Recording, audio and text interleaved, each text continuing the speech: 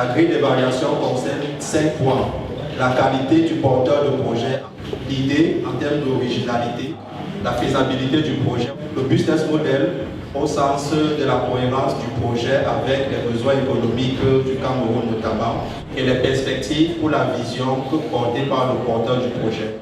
Chaque critère sera noté sur 10, ce qui fait que lors de la présentation des résultats, on vous donnera les notes de chacun sur 50.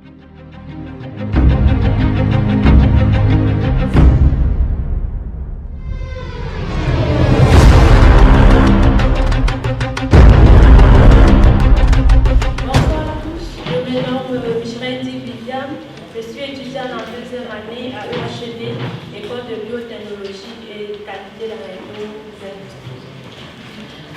Mon projet c'est de manger bio chez nous. Par la suite, je vais vous présenter de quoi il s'agit. Bonsoir à tous.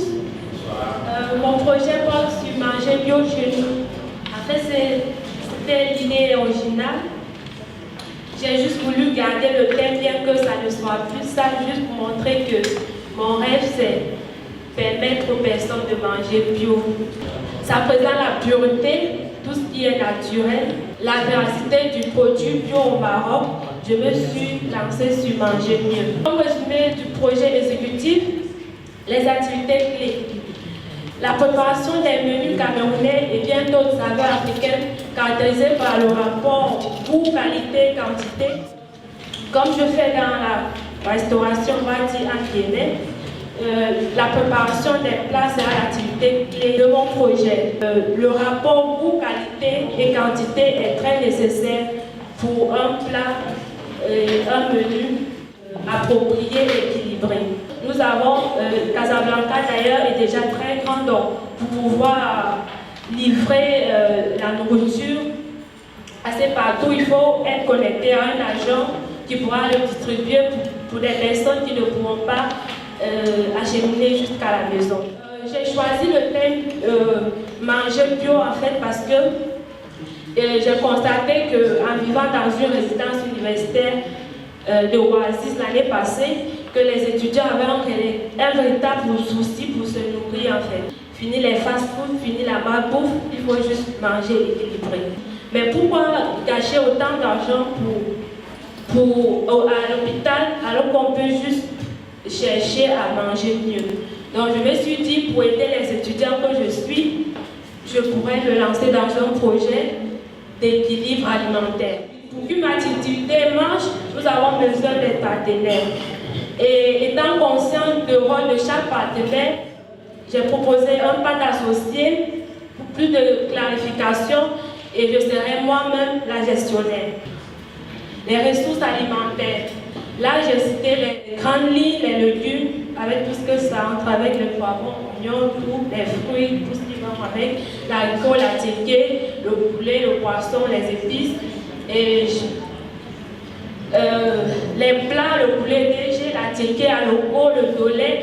Là, j'essaie de mettre toute la communauté dans la danse.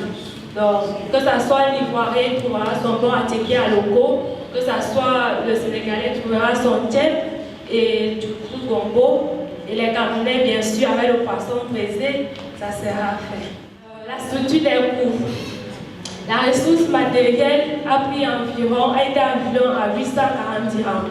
Les ressources alimentaires à 4000 dirhams et les imprévus. Nous savons qu'il y a toujours des imprévus lors des activités. Et les ressources financières totales, j'ai estimé à 15 000 dirhams.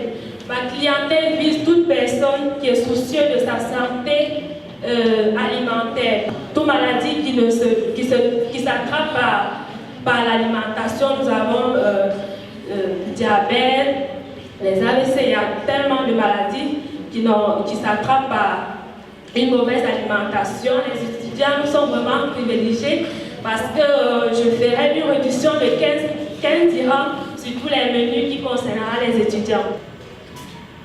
La source de revenus, elle sera plus basée sur la vente des plats cuisinés ou des boissons rafraîchissantes. Elle pourra être journalier, mensuel, indépendamment du client.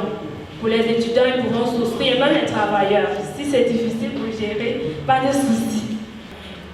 Là, c'était une petite dégustation que j'avais faite chez moi pour voir qu'est-ce que ça peut donner. J'ai vu dégustation de lait pili plus bissap et au jus ce dimanche, c'est à la maison à partir de 50 dirhams à 18h.